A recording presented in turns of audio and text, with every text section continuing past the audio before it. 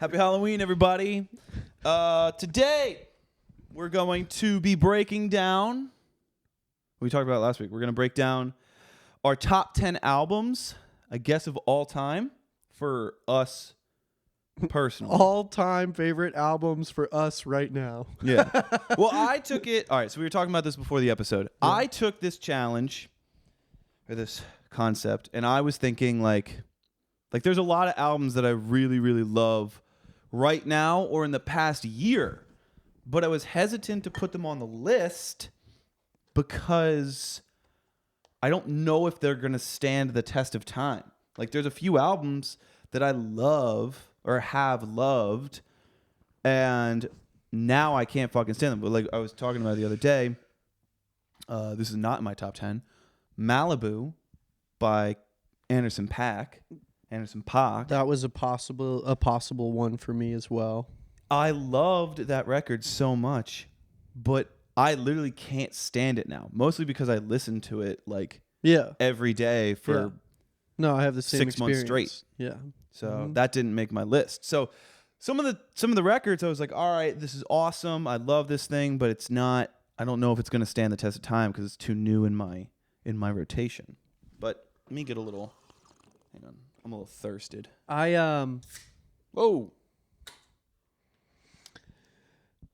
So I had a similar issue. Is that a big problem? Is that like if I think about my adolescence and like my the formation of my taste in music, and I think about like the critical albums and like how dear they are to my heart as far as like the memory of them. Yeah, it's really difficult because I don't listen to a lot of those albums anymore. So it's really hard to like, do I include it because it's so important to me, even though I don't love it like I used to, or do I negate it and just throw it as an honorable mention in an episode from now? So that's I felt the exact same way. I went with, even if I'm not listening to it all the time now, I put it on, me personally, I put it on my list. I'm kind of like somewhere in the middle between the two. Let me ask you a question. Yeah, did James Vince make the list? No, he didn't make my list either. I am just so disappointed in, like, there's albums on here that are on that that may be on here because I'm just a fan of the person as much as I am the music. And then there's albums on here that's like, I don't give a fuck about the person, and I'm just a huge fan of the album. And then James Vincent McMorrow, Post Tropical specifically. Great record. I like, that's the biggest one for like a critical memory in like my adolescence. So to break it down real quick, because that's not on my list either. So we'll start it off with this. Post Tropical, for me at least, by James Vincent McMorrow, was the first record I remember being like, this is like a record that I love. Yeah. It was the first one that I remember like listening all the way through, knowing all the songs, knowing the transitions between the songs. And it was a record that like I was not shown by like my parents or like, you know, it was my record. I mean, it was shown to me by Karl and our buddy Andrew, but that was the first full album I remember being in love with. Yeah. I have a similar experience with it. I just got so turned off by him, and just kind of in the years that followed that album, how he carried himself. I don't know. I mean, he could be totally different. I unfollowed him on Instagram probably 4 years ago, and I stopped kind of listening to his music as a result. I didn't really fuck with him that much, and as much as that album like has a very special place for me, it's just, you know. And then also, yeah, I don't know. I think I've just become more passionate about other music. But we digress. Shall we start? Yeah, let's get into it. So this is going to be a 2-part episode because I don't think, well, one, I have to go to work, but two, I I don't think we're gonna. I want to be able to talk about each record, so I don't think we're gonna have time to do all 10. So we'll do 5 and 5. I think the way we'll do it is one of us will say it, and then we'll talk about it. We'll go to the other person. Like I'll do my 10, Carl will do his 10, and then maybe Carl will do his 9, and I'll do my 9, and we'll just go back and forth like that. You want to start? Or you want me to start? You can start. Okay. In my top 10 albums, number 10 for me, Rage Against the Machine, self-titled. That's the one guy with with the guy on fire. Yeah, the burning monk. Yeah. The gray burning monk. So, this record, here, let me get to my notes here. I have some notes that I made. All right. So, if you go on Rage Against the Machine, Spotify, like their top songs are Killing in the Name of, or Killing in the Name, and Bomb Track. Those are their 2 top songs that are off this record. If you've never actually listened to the whole thing, everybody knows those songs, or at least knows fucking Killing in the Name. Everybody fucking knows that song. There's some deeper cuts in there. The ones that I highlighted. Bullet in Your Head. Bop. It's a banger. Fucking banger. And then Settle for Nothing. That one's like fucking riffs on riffs on riffs. The fucking chorus section. Bam, bam, bam, bam, bam. It's super, super heavy. But the song's like low-key kind of sad. Which is always really fun when like really ragey, no pun intended, albums can be a little bit like, oh. For me, I just put that on there as my number 10. I don't have much to say about the record other than like King of Riffs over there. It was just what my dad showed me Rage Against the Machine, and like I'm just imagine me like 7 years old in the back of a fucking Chevy pickup truck, just like all of which are American dreams, just fucking. I loved that. It was, it's high energy. It's fucking sick. Also, that American Dream song, Know Your Enemy, that wasn't on their top 5 Spotify. So I don't know if that's as popular as the others. I love that song. I know you know the song. If you haven't listened to it, it's fucking awesome. It's got these like really cool breakdowns. I think someone's featured in it, or maybe it's just the rest of the band singing. Tom Morello, if you want to know what Tom Morello's guitar playing is like, that song like has every bit of it, like fast rhythm and then also like really big heavy riffs and also these crazy weird solos where it's a lot of interesting sounds. Yeah, fucking slapper of an album. Nothing better. Throwback to Boston Calling 2018 when we were driving home back to Philly after being fucked up for 4 days straight, and just put all the windows down and put on that album as loud as it could go and didn't talk to each other for until the album was over. It was so weird. Yeah, we were just like, partying or whatever all weekend. Just like we're going 70 miles an hour, windows down with fucking Settle for the and then all of us were just like Yep. Anywho. Hello. Any thoughts? Yes. So the number 10 spot has been the hardest to fill for me. And I'm just gonna do Decide by DJO. Damn. New record already on the top 10. Yeah, I just I don't know. So there's I guess I should say Decide by Joe. Even though I have a fundamental disdain against the fact that his name is Joe, but gotta be accurate. I think when I was thinking about this list, I wanted to come up with what is the one thing about each of these records that makes them stick for me.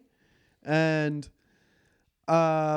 this album, more than anything else I've ever heard, shows off the benefits of having somebody work on an album with an artist from beginning to end as a producer and then mix it as well. It's the most creatively mixed album I think I've ever heard, and it's phenomenal. and then when you go a little bit deeper into it, I think just each song's arrangement or composition rather is super unique. Like it's not just your classic like verse verse chorus bridge out or whatever the fuck. Definitely not. And I love it. It's like still really catchy and it still has like a bunch of bops on it, but it's so unorthodox in the way that it moves and just the way that it's mixed and the amount of like how crisp it is, but the amount of insane sound design that goes on. It's just, phenomenal. Do you think you could give it, what genre would you call it? Not, I mean, obviously it's like indie. It's just like psych pop, I would say. Psych pop. Yeah. I can get behind that. I think that's just a quick, easy answer, but yeah, that's what I would give it. Holla. Your number, we'll do 10, you want to do 10, 10, 9, 9, or you want to do 10, 9, 9, 9? So you want me to go again? I guess You I'll, go. okay. You go. All right. You go. All right. Do your number 9. Number 9 on my list of top 10, we have I'm Wide Awake It's Morning by Bright Eyes. I don't know that album. Yeah, you do. Okay. Fucking, here, I'll show it to you. Yeah, you know that record. Good day today, good. What? I mean, I've seen that Bro. cover before, but Really? that has never been played on my Spotify account. You've heard- unless you put it on in the studio recently, but No. I have not. You know First Day of My Life, right? Yeah. Okay, so most people would probably just know that song off this record. With Which, me. great song. Great fucking song. But holy shit, bro. Again, this is another one my dad showed me. I found that like a lot of my lower 10s on this whole thing are like things that like were like we were talking about before, like more childhood, like upbringing, what kind of set my musical trajectory in what I like. So, if you know just First Day of My Life, that's great. It's a great song. But this whole album, what I really like about it is, first off, it's sad as fuck. Yeah. It's sad as fuck. First Day of My Life, if you think that's sad, that's not even the saddest song on the record. Get ready with some fucking tissues if you're going to sit down and really listen to this thing. One of the things I really, really like about it is it's a folk record, like through and through. It's a folk record. What the fuck is going on in our backyard? Oh, our fucking hammock went over our fence, and our fucking neighbor is trying to do that. Hey, Colin, can you go help our neighbor? You got it. Happy Halloween.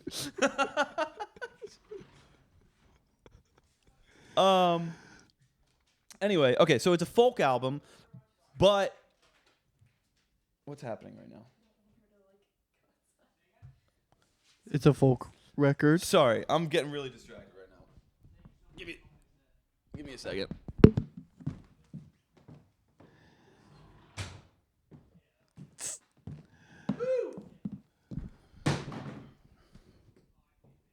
We're back. Okay, so this folk record, but it's written by somebody living in a city and also talking about what it's like to live in a city. You know, a lot of the imagery that is used is talking about like riding on trains and being in West Side Loft, right? So a lot of city imagery.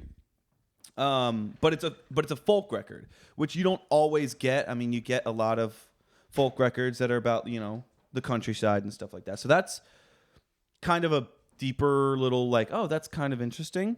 But also the opener, it's not a skit, but it's kind of a skit. It's this guy and he's telling a story about a plane going down and the plane's crashing, and this guy starts singing to this woman because this woman is essentially like, are we going to die? She says, where are we going?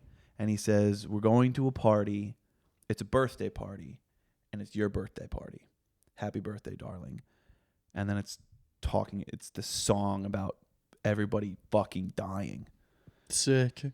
So that's the kind of record that this is. Last song that I highlighted was Landlocked Blues. That's they use this repeating line over and over again. If you walk away, I'll walk away. And then the one lyric that I really, really loved, they just recontextualized that lyric. If you walk away, I'll walk away.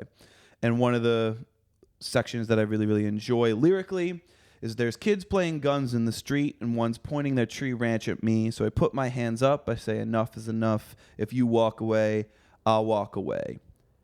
And he shot me dead. Sick. Great record. Great record. All right, number 9, Karl. I don't know, dude. This is so hard.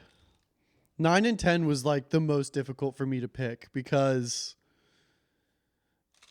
I did that tournament bracket and the first 8 was really easy. And then the last 2, I was like, wait a minute, this is stupid.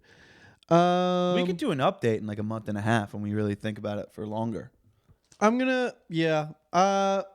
This Is Happening by LCD Sound System is what I'm going to do. Woo! That low on the list, huh?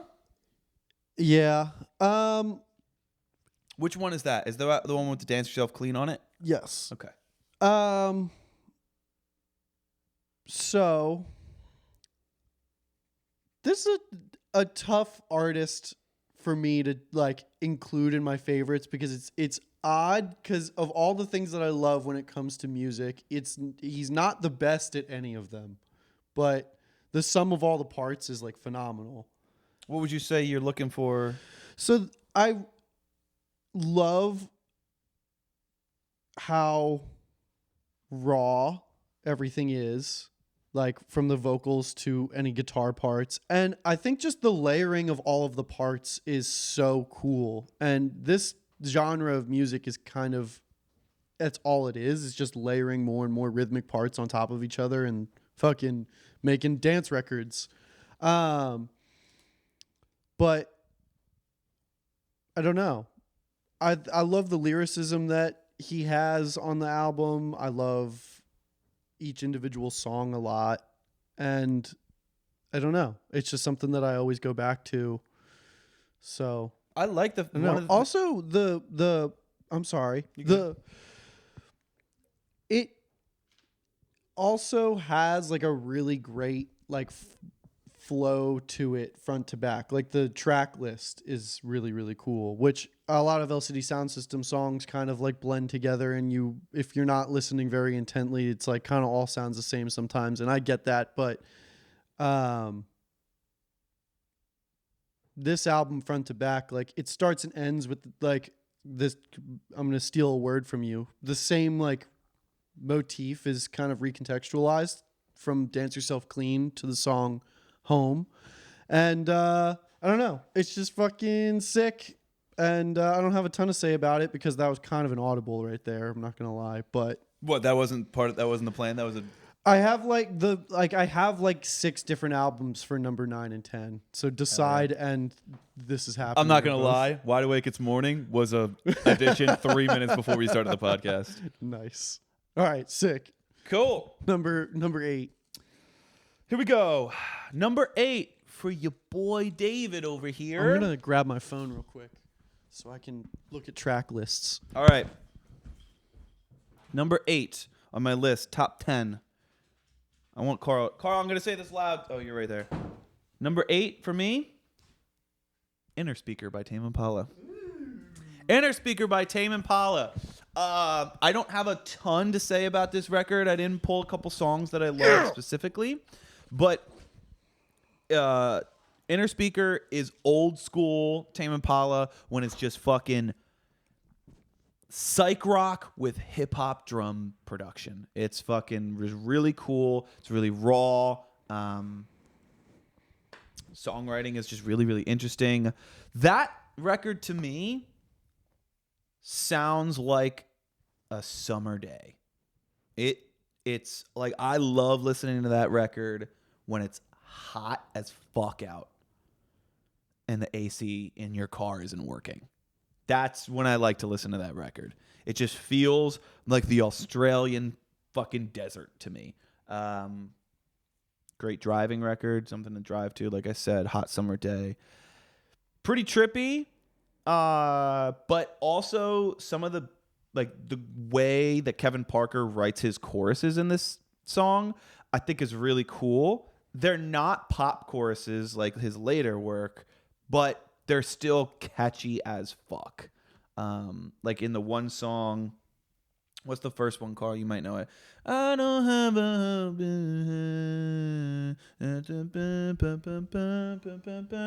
hope. Alter Ego? No, that's not right. Let me just look it up real quick. Inner speaker. I think It's Not Meant to Be. Yeah, It's Not Meant to Be. The opening track. Yeah. Great fucking record. If you're into psych rock, you know the record. You got to take a listen to it. If you're not into psych rock, but you want... Tame Impala is a great way to get into it. Anyway, Karl, you're number 8. We're running out of time here. Yeah, that album rips, dude. I love that album. I didn't put it on because I was like, I can't talk about 3... Oh! My number 8 is Sound of Silver by LCD Sound System. Which one's that? That is the one from 2007 before This Is Happening. Here's what I'm going to do. Hang on, pause. I don't want to cut you off. Quick commercial break, everybody. And we're back. All right. We had an extra 5 minutes now, so we'll just go a little bit over 30. Anyway, number 8 for you? Yeah. Sound of Silver by LCD Sound System. I'm obsessed with this whole album. I mean, I think so. Okay, you were talking about Rage Against the Machine and the one song. I can't remember what you said. That's quite sad in reality. Settle for Nothing. Someone Great is like super sad. And it's about, I guess, his friend, maybe a bandmate, dying. And just the process of like learning that and going to the funeral and what life looks like without that person. That's really sad. But is the song like dancey? Yeah. Mm-hmm. Love yes, that. it is. Love that. I think something that is so fun is that, I mean, we talk a lot about the whole Just One Guy music thing, and just quick context, Just One Guy is somebody who makes music that sounds like a band, but it's actually just one guy doing everything. And usually goes under a pseudonym that sounds like a band name. James Murphy does a great job including his band members in the process of recording the albums, but he's still writing them. And this album like sounds like it was a fucking blast to make with like, yeah, it's still his muse, but all his friends are there and you hear their influences on it. Like he has the female vocalists a lot throughout the whole thing. And that's pretty cool. It's just, I don't know. It sounds like it was fucking a blast to make. And it's just so much weird sound design and synthesis stuff. I should have talked about that with This Is Happening too. But like the weirdest fucking sounds are somehow made to sound really cool and even melodic, even though they're being made with synths that like, it's just like FM synthesis and modular synthesis and shit that's like making wild noises. And the way he like turns it into like good melodic and rhythmic information, for lack of a better word, is sick. And yeah, I mean, I wish I could go on and on and on about LCD Sound System, but yeah, it's just cool. And then also, I think the reason that I really like this one is because it has more of a melding of like the dance and house stuff that he does with rock, which the older you go into his repertoire, the more that's the case. But this one is like kind of a really, really great melding of those two genres of rock and dance. And I think that's why it like tops This Is Happening a little bit for me. What's this one called? Sound of Silver. What's your favorite track on it? It's a tough one. I mean, Someone Great is awesome. I also really like North American Scum is fucking sick. That's a fucking sick name for a song. Yeah. I don't think I've ever listened to this record, but that's a sick fucking name. And Watch the Tapes is really fun too. Okay. Check it out. Check it out, kids. All right. What number are we on? 7 now, I think. Right? 1, 2, 3. Yeah, number 7. Sorry. I'm reading a text message. Shouldn't be doing that right now. Okay, number 7 on my list, top 10. After the Fall by 07. Again, this was a quick ad right before my honor. Let me see the picture. It's the purple one. But here we go. I guess I can look it up. I got it. After the Fall. Oh, wait. Here. 07.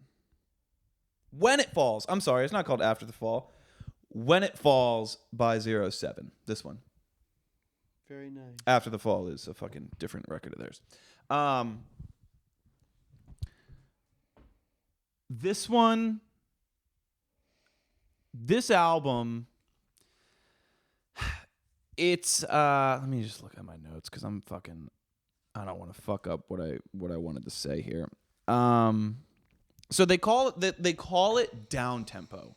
I don't know any other band besides 07 that does this sound. I could be wrong, but they call it down tempo, and it's a great melding, similar to what you were talking about with LCD Sound System, of melding like electronic music with another genre, and where LCD Sound System does like electronic and dance mixed with rock. 07, there's a lot of acoustic guitars mixed with melodic synthesizers. And there's fucking jazz flute mixed with fucking like trippy delays and reverbs, acid jazz kind of stuff. Yeah, it's just front to back. It's a great, like sonically, it's just whoever mixed and mastered it. I think it was the two guys who are like the actual thoughts behind the band.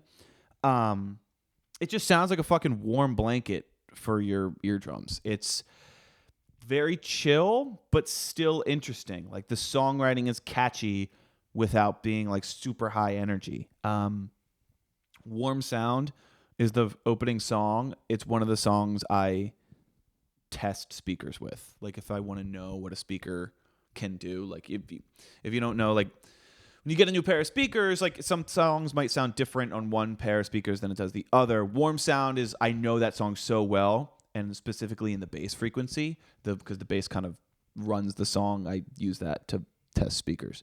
Also, Sia. Sia. I want to swing from a chandelier. Wears a wig and you don't see her face. She sings for 07. This is back in like 2001 or something like that. The song Somersault features Sia, and there's a video of her singing it too. So if you don't know what her face looks like because she's always covering it, you can go watch it on 07. Yeah, great fucking album. Definitely go check it out. It's a chilling in your car at fucking 2 a.m. kind of record, for sure. All right, here we go. This is where it happens. This is where we start getting troublesome. This is number 7 that we're doing, right? 1, 2. Number 7. In Rainbows. I got him. We'll obviously both touch on this. In Rainbows is bit. also on my list. We'll both touch on this, John, a little bit. This is where so I didn't do a really great job saying what like my thesis statement was for the LCD Sound System records. But so I think when it comes down to it, there's a few different things that make me really love albums in particular. every once in a while, it's lyricism and songwriting, which is not something that I very inherently listen to like first up. You're more of a production kind of guy. Yeah. So when an album does come along that I resonate with lyrically, it's very special. This is not that. I was gonna say that's crazy that you're about to. This is not that for me. In Rainbows and this is probably the biggest thing for me that makes me fall in love with albums is like arrangement. And I like it's just so cool and good. It's just so cool and good. I don't know. Every single song like sits with itself so well, and it goes through so many different like feels. But it's just all of the parts are fucking phenomenal. They work on each other so well and build on each other so well, and I just fucking I don't know. I love it. It's like the songs that go hard are fucking sick. Body Snatchers is one of the coolest songs ever written. All I Need is probably like one of my favorite songs of all time. All right. And I don't know. I think if I had to just like put like a stamp on it, I think just like the way that Tom York obviously just like writes a song on piano and they take it to like a fucking whatever they take it to is so sick. Yeah. And yeah, I think the harmonies in the whole thing and the way they arrange the songs, it's just phenomenal. Go ahead. Coincidentally enough, that was your number 7. Yeah. My number 6 is In Rainbows. Sick. So cool. what I love about this record, I think what you were saying is totally true about the way like they take a written song and what they end up doing with it. Because In Rainbows, the opening song, 15 Steps, the drum tone is fucking wild. It's like they took real drums and they're like, all right, let's make it sound like a shitty fucking 8-bit drum machine. Like the creativity behind the production is wild. Mm-hmm. You mentioned All I Need, which that is a song that what the hell is happening outside? Focus, David. I'm sorry. All I Need is such an amazing song. It's incredibly sad and moving but without using like normal sad and moving song tropes. Like usually when you think, what does a sad song sound like? You think like piano and like, or maybe acoustic guitar and, up close vocals, really, really tender up close vocals. Those are tropes of a sad song. This song has like one of the coolest sounding bass lines I've ever heard and like driving drums. Like it's so interesting that they can take a song that sonically sounds like that and make me feel so emotional when I listen to it. Also, for me, it just builds and builds and builds, dude. One of the things I had to think about with this one is re-listenability. Like how listenable again and again and again is a record. With all these records, I can always come back to this record, and it's always great. I've listened to this record for so many years. This is the first CD I ever bought. Was In Rainbows? Mm-hmm. You know, for myself. When I used to listen to this song, whenever I'd fly home from Boston to Philadelphia when I was in college, and for some reason, whenever I flew, it was always during like Christmas time or whatever. Whenever I flew, I would always get stuck for like a snowstorm or something like that. So just put on All I Need, and then I want you to close your eyes, and I want you to picture me with my fucking headphones in by myself, flying home for the holidays, just staring out an airplane window, watching the skyline of Boston like disappear through the clouds. And I still have like very vivid memories of like when I listen to that song. That's what I picture. We're gonna run out of time very fast. So do you want to do your number 6 and then we'll just do top 5 next time? Yeah. This is like probably the biggest like surprise, but like because I just started listening to this album recently, but it's like immediately a number 6 album for me. Is God's Favorite Customer by Father John Misty. Wow, already. It's insanely good, dude. I haven't listened to it front to back yet. I mean, like the way that the album goes, it's like it kind of like piles its like more hit kind of songs at the front, and then it takes like a dip into like a piano ballad thing, and then it kind of the production gets a little bit more dense when it finishes out the album. But like it's so reminiscent of like late Beatles albums, and the like just it's such a fucking like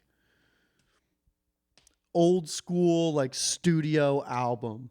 And I fucking love it. It arrangement wise is like top tier for me. Like Father John Misty, this is actually something that I overheard Jack say. Our friend Jack. He's such a like phenomenal director when it comes to music, because he can get up and play all of these songs just on acoustic guitar, but on the album, or like on just piano, but the album utilizes like orchestras in such an amazing way that just supports everything that goes on. And then also like on the opposite end of what I was talking about with Decide, this is like the most generic kind of songwriting structures ever, but it does it perfectly. It's so sick. It's like an example of a perfectly cooked steak. Yeah, exactly. And in conclusion, also it's just the way it's mixed is like very old school. Like there's a couple songs where drums are just in the right channel, and I'm like, way. This is sick, dude. Like I fucking hate. I know, but like he just kills it. I didn't even notice it until I was listening to it in headphones. But oh, was that it? Let me see. No, we're good. Sorry. Cool. But yeah, I just, also just so sad. This is this album scratches all the itches for me. I mean, it doesn't have a lot of like synthy stuff, which is like usually par for the course with me. It's very like piano, orchestra, guitars. Yeah, it's really raw for your taste. Yeah. But arrangement wise, like all the parts are so fucking perfect with each other. And lyrically, this whole album is fucking sick. I love Father John Misty as a lyricist. Is it Christian? No. God's favorite customer? I mean, yes and no. Is it religious? I mean, it's not. No, not like. He's not preaching anything? No, not specifically. What genre would you call it? It's like, I folk? literally would say like old school pop. Like it reminds me of like old, like latter half career Beatles. There's like folk elements in it, but I would barely call it folk. Like, yeah, it's just like, yeah, old school pop. I don't know. Tune in next week. We're going to do our top 5. That's going to be, I got a lot to say about those. That was really fucking hard. Last words?